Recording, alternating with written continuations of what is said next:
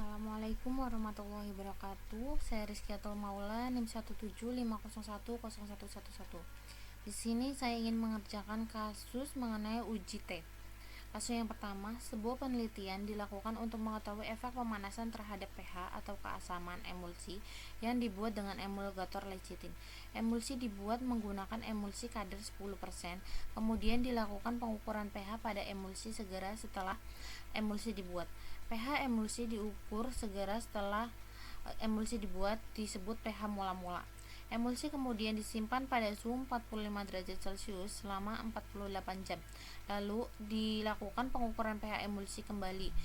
pH emulsi yang diukur setelah emulsi disimpan pada suhu 45 derajat Celcius selama 48 jam disebut pH pemanasan. Berikut datanya. Pemanasan dinyatakan berefek pada pH emulsi bila yang pertama, rata-rata pH emulsi mula-mula lebih besar dibandingkan pH pemanasan. Yang kedua, ada perbedaan yang bermakna pH emulsi mula-mula dan pH pemanasan. Langsung saja kita buka aplikasi statistik. Di sini saya sudah menuliskan di variabel view. Yang pertama ada mula-mula, yang kedua ada pemanasan. Desimalnya diganti dengan 2.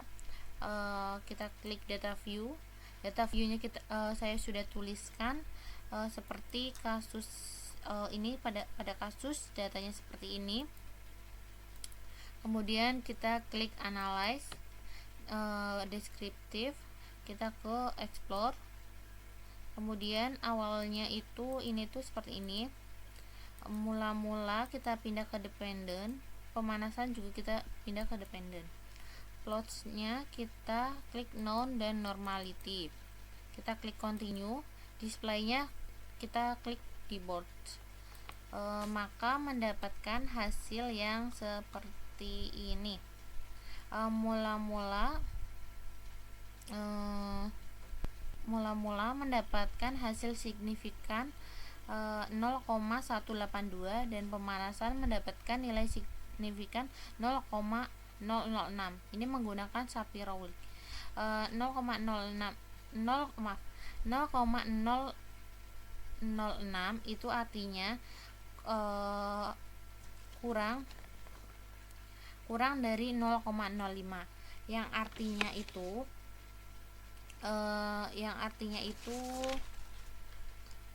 tidak normal, sehingga ini kan datanya tidak terdistribusi normal, sehingga kita menggunakan uji Wilcoxon. Langsung saja kita melakukan uji Wilcoxonnya seperti data yang tadi. Mula-mula sebab pemanasan, data view-nya sama seperti tadi. Kita klik analyze, kita klik non parametric, kita klik agency dan 2 rated sample. Kemudian yang pertama itu variabel yang pertama itu kita klik mula-mula. Yang kedua kita variabelnya klik pemanasan. Kemudian kita klik option, deskriptifnya kita klik continue, ininya Wilcoxon, kita klik OK. Mendapatkan hasil yang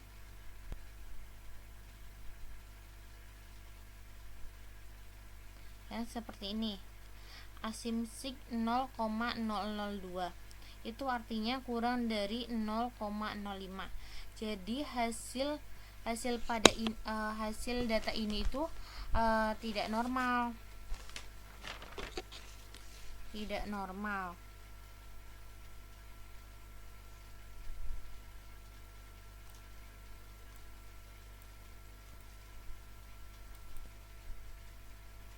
Selanjutnya kita lakukan pada kasus yang kedua. Sebuah media massa menyatakan bahwa kadar pemanis buatan jenis sakarin pada minuman merek impor lebih tinggi daripada merek lokal. Seorang mahasiswa farmasi melakukan penelitian untuk menginformasi pernyataan tersebut. Mahasiswa tersebut mengumpulkan sampel minuman merek impor dan lokal, kemudian menetapkan kadar sakarin dengan kromatografi cair kinerja tinggi. Tabelnya itu seperti ini. Kadar sakarin pada minuman merek impor dinyatakan lebih tinggi daripada merek lokal bila rata-rata kadar lecitin pada minuman merek impor itu lebih besar dibandingkan merek lokal. Yang kedua, ada perbedaan yang bermakna kadar sakarin merek impor dan merek lokal. Langsung saja kita buka aplikasi SPSS-nya. Di sini saya sudah menuliskan pada variabel view. Yang pertama itu jenis minuman, yang kedua itu sakarin. Desimal pada jenis minuman itu kita gantiin 0, dan desimal pada kadar sakarin itu kita ganti 2. Labelnya itu pada jenis minuman lagi, dan yang pada kadar sakarin itu kadar sakarin lagi. Value pada jenis minuman itu yang pertama ada lokal, yang kedua impor. Langsung kita klik data view. Di sini saya sudah menuliskan data seperti kasus ini. Sini juga kita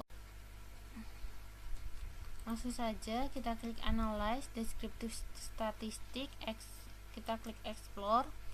Ini tadinya tuh di sini, kemudian ada sakarin pindah ke dependent list dan jenis minuman pindah ke factor list.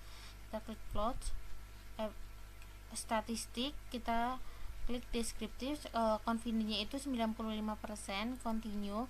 Plots-nya itu kita klik normality plots dan power estimation, klik continue. Ininya kita klik display-nya, kita klik bold, kemudian menghasilkan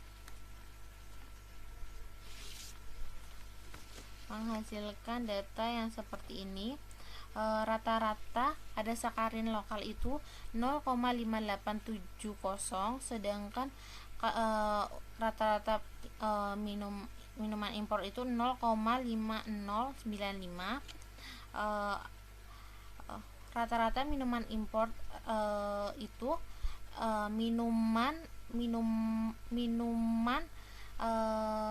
minuman impor lebih rendah daripada minuman lokal.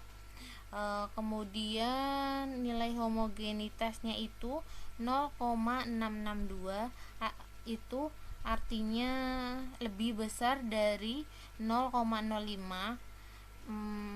Maka varian kedua kelompok itu sama atau homogen, maka asumsi homogen sudah terpenuhi. Untuk melakukan uji selanjutnya itu uji Mann-Whitney. Sebelumnya kita lakukan uji normalitas terlebih dahulu.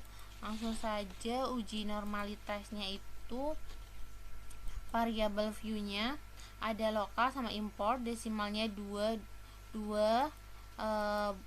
lokal, impor 2 karena terdapat 2 angka di belakang koma. Labelnya itu kadar minuman lokal dan kadar minuman import. Langsung saja ke data view. Ini datanya seperti tadi yang di kasus. Kita klik analyze deskriptif, terus kita klik explore. Terus ini tadinya tuh di sini, kemudian kita pindahkan semua ke dependent. Kita klik plot, kita klik non dan normality, kita klik continue. Displaynya kita klik port, terus kita klik OK.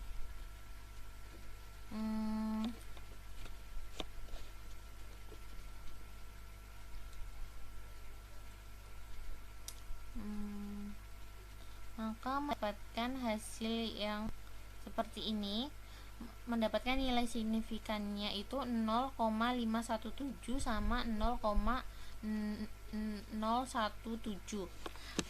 0,017 itu lebih dari 0,05, artinya tidak terdistribusi normal atau tidak memenuhi parametrik.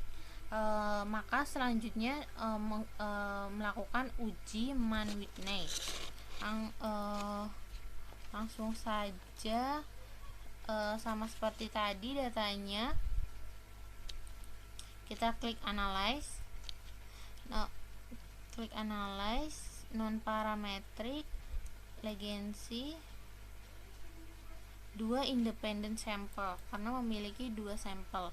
Yang kadar sakarin tadinya tuh di sini semua, jenis minuman pindah ke grup, kadar sakarin pindah ke ini test variabel.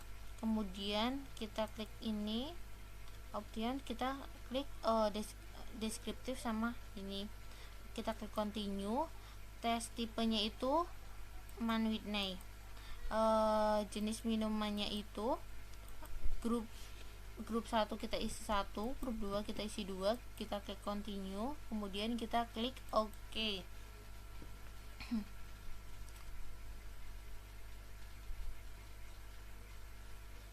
Di sini menghasilkan nilai asymmetric 2 itu 0,310, itu lebih besar daripada 0,05. Artinya tidak terdapat perbedaan bermakna antara kadar sakarin impor dan kadar sakarin lokal. Maka pernyataan media massa yang menyatakan kadar pemanis buatan jenis sakarin pada minuman merek impor lebih tinggi daripada minuman sakarin lokal itu tidak benar, karena pada uji Mann Whitney itu tidak ada perbedaan. Sekian dari saya. Mohon maaf bila ada salah-salah kata atau ucapan. Sebelumnya terima kasih. Wassalamualaikum warahmatullahi wabarakatuh.